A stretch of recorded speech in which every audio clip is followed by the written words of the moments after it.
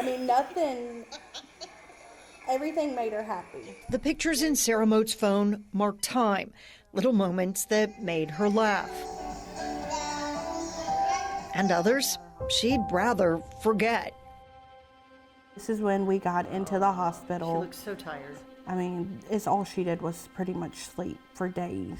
Moat's daughter, Elizabeth, was 3 when a doctor treated a small infection with a powerful antibiotic, Clindamycin. It was about 3 weeks later, she woke up, started having stomach pains. Stomach pains that led to days of severe discomfort and bloody diarrhea. She was never comfortable. Right.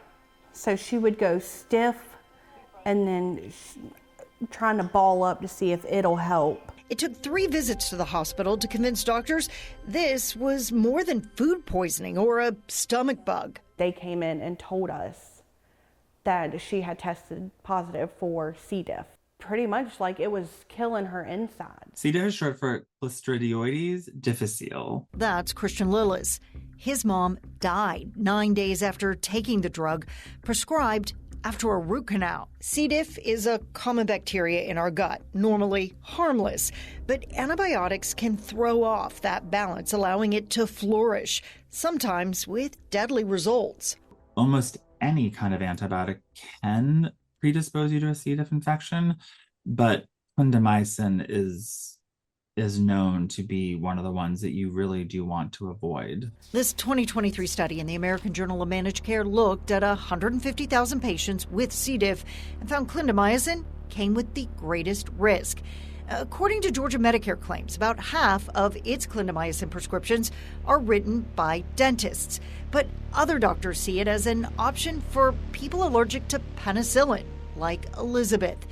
Clindamycin carries a black box warning. It's reserved for drugs that have potentially either extremely dangerous or lethal potential side effects. But Lila says his mom never saw that warning, and her dentist didn't say anything either. Never. The same for Moats. No warnings on it, no nothing. Just put it in a plastic bag and handed right on to me. And when problems started a week or 2 later, they weren't making the connection. I was like, how do you get it? And it did show up, clindamycin, and that's when I was like, she was just recently on an antibiotic, which was clindamycin. That's why Lila started a nonprofit in his mother's name to encourage both doctors and the public to understand the risks and use antibiotics only when truly needed. Parents who bring a kid in with a runny nose and the doctor says, oh, I think it's just a cold, and they say, well, can I have something anyway? This is her now. Today we are playing t-ball. It took nearly 4 months for Sarah's little girl to again find her giggle. But the fear is still there. Every time she goes to the bathroom, she is checking to make sure there is no blood in her stool. She is terrified that something's about to happen. In Augusta, Rebecca Lindstrom, 11 Alive, investigates.